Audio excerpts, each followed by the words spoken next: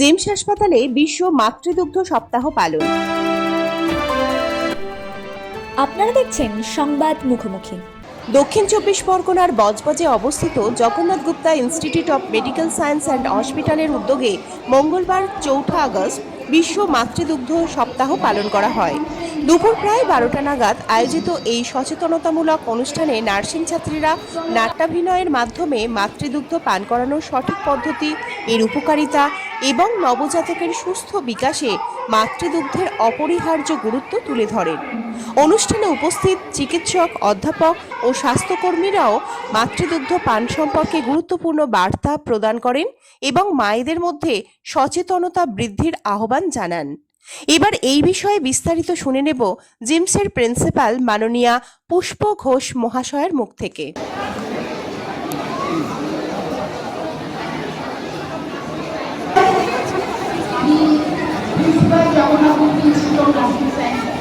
আমার ছাত্রীরা breast feeding উইকের উদযাপন করছে আমাদের হসপিটালে। 1990 সালে WHO প্রথম 1 August to 7 August breast feeding week বলে উল্লেখ করেছিল। তো প্রতি বছর আমাদের হসপিটাল বা যেখানেই নার্সিং পরিষেবা বা মেডিকেল আছে সবাই কিন্তু এই ব্রেস্ট ফিডিং উইক উদযাপন করে। এই বছর ব্রেস্ট ফিডিং যে থিম আছে সেটা হলো breast feeding for a sustainable child in life, strengthening world. এটা নিয়ে এবার WHO যে থিমটা দিয়েছে, এইসব এবারকার এর থিমের মধ্যে রয়েছে যে যে পয়েন্টগুলো এটা একটা সাস্টেনেবল ডেভেলপমেন্ট গোল, অর্থাৎ কোনো রকম ভেরিয়েশন হবে না, একইভাবে চলবে। বাচ্চা জন্মের ফার্স্ট আওয়ার থেকে শুরু করে 6 মাস অবধি এক্সক্লুসিভ ব্রেস্ট ফিডিং খাবে, মায়ের দুধ পান করবে। কোনো একটা জল বা কোনো মধু বা আমাদের যে ট্র্যাডিশনাল অনেক সময় মায়েরা যেটা বলে থাকেন যে শরীর খারাপ হচ্ছে মধু মুখে দেওয়া, কিছুই হবে এক্সক্লুসিভ ব্রেস্ট ফিডিং। এটা করতে হবে। তো তার দায়িত্ব আমাদের শুধু মায়েদের বলে দিলেই হবে না, আমাদের স্বাস্থ্য মনে রাখতে হবে। আমাদের কমিউনিটি অ্যাওয়ারনেস দরকার, mass awareness develop by government, mass campaigning, government থেকে ক্যাম্পেনিং করতে হবে যেটা কতটা জরুরি।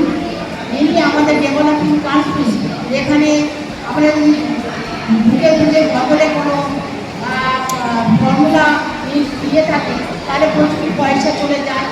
মায়েরা সেটা তৈরি করছে, যেটুকু রিকোয়ার্ড মিল দরকার তার থেকে জল বেশি দেবে, বাচ্চারা ম্যালনিউট্রিশন হবে।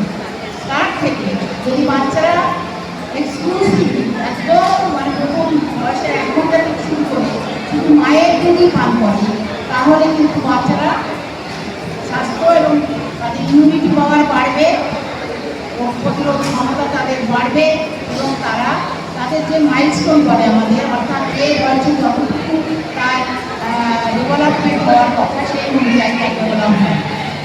তার জন্য দায়িত্ব নিতে হবে পরিবারকে। পরিবার কী করে তাদের জন্য অনেক মায়েরা বলেন যে আমার মেয়ে কমে গেছে, হচ্ছে না, তখন কিন্তু মায়ের যত্ন একটা ভীষণ গুরুত্বপূর্ণ।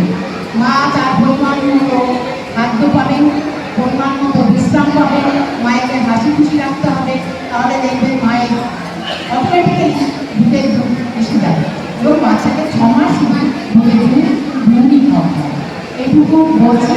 জন্য দায়িত্ব আমাদের ফ্যামিলি, আমাদের কমিউনিটি, আমাদের দেশে এবং আমাদের ওয়ার্ক প্লেস, এই যে মায়েরা কাজ করে সেই মায়েদের দুধের দুধ দেওয়ার কিছু একটা অসুবিধা আছে।